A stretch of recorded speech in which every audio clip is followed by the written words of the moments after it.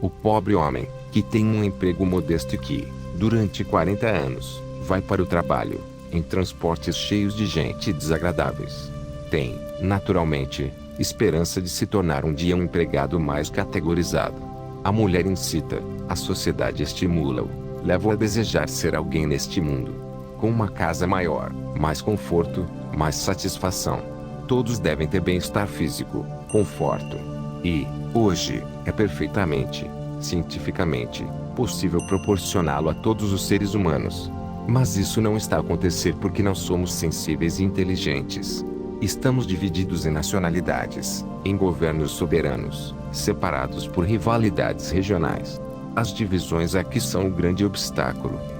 Tal como o empregado do banco deseja vir a ser gerente, e o gerente quer ser diretor, tal como o padre deseja tornar-se arcebispo, ou vir a alcançar, isto ou aquilo, assim nós encaramos a nossa vida com a mesma atitude. Encaramos o viver cotidiano em termos de sucesso pessoal, e assim, psicologicamente, fazemos isso. Ao dizermos devo ser bom, devo fazer isto, devo tornar-me aquilo. E a mesma mentalidade, a mesma ambição, e assim passa o tempo na nossa vida. Nunca pomos o tempo em questão. Nunca dizemos, será assim? Daqui a 10 anos é que serei feliz, inteligente, consciente, cheio de riqueza interior, para que, então, só existe a realidade. Nunca questionemos o tempo, aceitamos, como aceitamos tudo, cegamente, sem inteligência, sem usarmos o pensamento, a razão.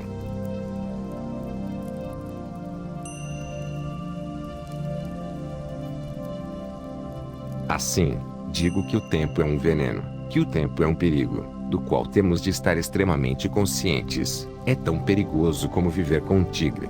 Temos de estar conscientes, em cada minuto, de que o tempo é uma coisa mortal, venenosa, irreal. E hoje que estamos a viver, e não podemos viver hoje inteiramente, com profundidade, com plenitude, e com um extraordinário sentimento de beleza e de encanto, se trouxermos para hoje toda a carga de ontem. Temos, assim, de examinar a questão da memória. A memória, o conhecimento, a experiência e toda a informação científica e técnica acumulada, tudo isso tem vital importância quando se faz um trabalho material. Nas coisas com que precisamos de viver, a memória tem de funcionar com a máxima eficiência, como um cérebro eletrônico. Não sei se tendes alguma informação acerca deste cérebro eletrônico construído pelo homem, e capaz de fazer coisas extraordinárias, pintar, escrever poemas, traduzir, e até reger uma orquestra. Mas esse cérebro eletrônico só pode funcionar com a informação que o homem lhe fornece, funcionando por associação. E para se fazer uma pergunta a esse cérebro eletrônico, tem de se usar termos precisos, senão, ele não responderá. Por isso, há agora estudiosos que estão a investigar o problema da ação, na linguagem, mas isso não tem interesse neste momento. Quase todos nós trazemos, pois, o passado para o presente e, assim, o presente torna-se mecânico. Se cada um observar a sua vida verá como ela é mecânica. Funciona-se como uma máquina, como uma imitação. Bastante pobre de um cérebro eletrônico, porque se aceita o tempo e se está habituado a ele. Ora, há uma vida fora do tempo. Quando se compreende o passado, que é só memória, e nada mais. A memória, na forma de conhecimentos e experiências adquiridos, as coisas que o homem vem acumulando há milhares e milhares de anos, tudo isso é o passado, consciente ou inconsciente, todas as tradições estão lá. E cada um de nós vem para o presente, para o agora, com tudo isso, e portanto não está a viver. Está a viver com as lembranças, com as cinzas mortas de ontem. Observemo-nos a nós mesmos. E, com as cinzas da memória, cada um inventa o amanhã. Um dia, serei não violento, hoje sou violento, mas continuarei a polir a minha civilizada violência até que, um dia, ficarei livre e serei mais violento. Que imaturidade! É um ideal de não violência, que se aceitou e não se rejeita. E há pessoas que dizem essas coisas absurdas. Consideramo-las pessoas extraordinárias, porque estamos enredados no tempo, tal como elas. Essas pessoas não estão a libertar-nos, fazendo-nos encarar o fato, o tempo, e esse encarar significa trazer para o presente todo o passado, levando assim o tempo a uma crise. Sabe o que acontece quando nos encontramos numa crise? Uma crise real, não uma crise inventada, não uma crise só de palavras, de ideias e teorias. Quando somos, de fato, confrontados com uma crise que exige a nossa atenção completa, quer dizer estarmos atentos com a mente, os olhos, os ouvidos, o coração, os nervos, todo o nosso ser, sabe? O que acontece? Nessa altura, o passado não existe, não há ninguém para nos dizer o que temos de fazer, e então, dessa tensão extrema vem a espontaneidade, e, nesse estado, não existe tempo. Mas, no momento em que começamos a pensar acerca da crise, no momento em que começamos a pensar, todo o passado entra em ação. Quando a mente não está num estado de verdadeira ação, mas no estado de inação, daí vem mais inação, a inação que é a do tempo. Há duas espécies de inação. A inação que o tempo gera, e aquela inação que é o estado em que a mente está inteira. Esse é o estado total da mente, quando é confrontada com uma tremenda crise. Devido a enfrentar uma crise enorme, a mente torna-se completamente inativa, quer dizer, liberta de todo pensamento. E dessa inação vem a ação. Esta é a única ação verdadeiramente importante, e não há outra. Assim, precisamos compreender a natureza e o significado do tempo. Com a palavra compreender, quero dizer, viver com o tempo, realmente, examiná-lo, não aceitar nenhuma teoria, nenhuma explicação verbal, e não se servir do passado como meio de fuga, mas investigar, de fato, este fenômeno do tempo psicológico. Quando fazemos, levamos o tempo a uma crise, e, então, essa crise faz-nos estar completamente atentos e, graças a isso, a mente fica num estado de ação. A mente está, assim, sempre em ação, porque fica liberta daquele estado de passado e de futuro, que é o tempo. E nesse estado, em que a mente não está ocupada com o passado nem com o futuro, o presente tem uma significação diferente. Esse presente não é uma teoria, nem é um estado de aflição, de desespero. Assim, o findar do sofrimento é o findar do pensamento, é o começo da sabedoria, o fim do sofrimento.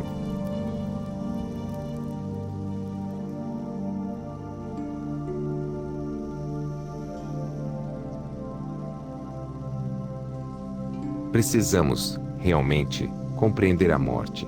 Por compreender entendo viver com ela, não no fim da vida, quando já se está quebrado, achacado e muito envelhecido, quando as células do cérebro já não podem funcionar racionalmente, com lucidez e penetração, mas enquanto se está jovem, fresco, cheio de vivacidade e energia. Para vivermos com a morte, temos de compreender a vida, não a vida de outra pessoa, mas a nossa vida. A vida de cada dia, o emprego, os sofrimentos e aflições, as esperanças e desesperos, o vasto campo da vida. Se não soubermos o que é a vida, não saberemos o que é a morte. Escuta, por favor, o que se está a dizer. Não são coisas obscuras, sobre as quais terei de refletir amanhã. Estás a viver agora, neste momento, e não amanhã. Portanto, precisa de escutar, e não de guardar estas coisas na memória para podermos pensar sobre elas. O orador acaba de dizer que, se não sabe o que é a vida, não saberás o que é a morte. E se não saberei o que é a morte. Deste modo, o viver está intimamente relacionado com a morte. Isso que chamamos viver, a existência de todos os dias, é tortura, é monotonia, é um estado de ansiedade e desespero, encoberto por pensamentos engenhosos e pelas inúmeras máscaras da civilização. A nossa vida é acanhada e superficial, é uma vida de conflitos, de ciúmes, de invejas. Se não a compreendermos, se não pusermos fim aos conflitos, à avidez, ao sofrimento, a todas as mesquinhas tiranias da sociedade, e as sociedades que conhecemos são mesquinhas, se não compreendermos a vida, então, cada um de nós será apenas um ser humano torturado e, inevitavelmente, a morte está à espera, talvez a 10, 40 ou 100 anos de distância. Assim, há o medo do desconhecido que é a morte e o medo do desconhecido que é a vida. Saber o que, geralmente, entendemos por vida. E acordar e adormecer e aquele intervalo entre esses dois estados, que é a escuridão, infelicidade, conflito e esforço incessante, é a isso que chamamos viver. Nunca perguntamos, isto é viver. Aceitamos, tal como aceitamos a sordidez, a pobreza, a fome, à nossa volta. Aceitamos tudo isso como sendo a vida, e queremos que ela tenha continuidade. E é por isso que temos medo da morte. Preferimos o conhecido ao desconhecido. E o conhecido é tão mesquinho, tão desprovido de significação, uma luta interminável até morrer. Inventa-se, então, um sentido, uma finalidade, para a vida, e depois argumenta-se a esse respeito. Assim, nunca morremos para essa vida de infelicidade, nunca morremos, psicologicamente, o que significa ter consciência dela, encará-la sem escolher nada, sem nenhuma condenação, observá-la, apenas, completamente, olhá-la sem qualquer formulação verbal, intelectual, ou qualquer forma de fuga. Quando uma pessoa fica assim frente a frente com a vida que vive todos os dias, quando a encara sem nenhuma forma de fuga, fica num estado de crise, num estado de imensa paixão. Não estou a usar a palavra paixão no sentido de sensualidade. Saber morrer sem esforço para uma coisa vulgar, para o hábito de fumar ou outro qualquer, para as nossas ideias, para os nossos medos. Morrer para o medo, sem esforço, é encará-lo de frente e seguir o fio até ao fim, e não apenas até ao meio. Porque o medo, como o sofrimento, é para o homem um estado constante. Medo do isolamento, medo da opinião pública, medo do futuro, medo do passado, medo de não ser, de não vir a ser qualquer coisa. Quando se encara o medo, tem de se ir mesmo até ao fim, e só se pode ir até o fim, quando não há escolha, quando não há interferência verbal. E descobre-se, então, que existe um extraordinário sentimento de isolamento, uma coisa semelhante a sentir-se sozinho, tem de se passar por isso.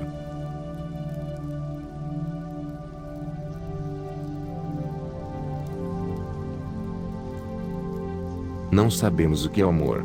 Conhecemos o prazer, conhecemos a sensualidade, o prazer que dela deriva, e a fugaz felicidade, ofuscada pelo pensamento, pelo sofrimento.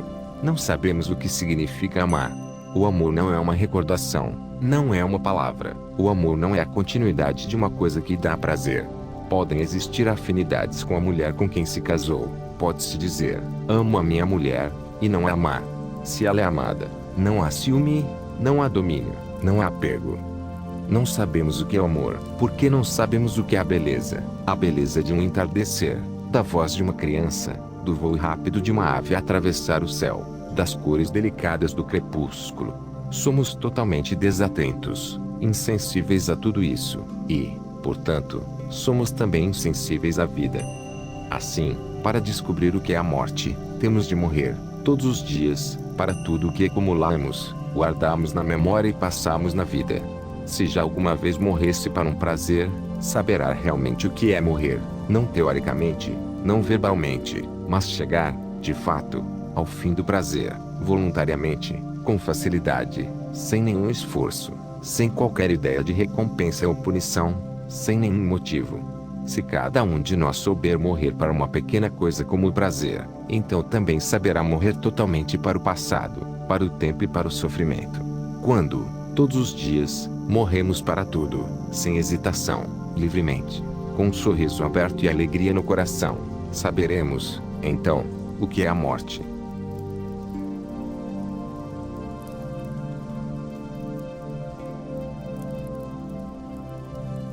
A morte não é uma coisa distante, a ser temida e da qual se foge. Ela está no presente, quer nos agrade, ou não. Está presente, como a beleza, como o amor. E assim fazemos do tempo um veneno. Por isso, não vivemos completamente, totalmente, em plenitude, com intensidade e paixão, nem sabemos o que é viver ou morrer.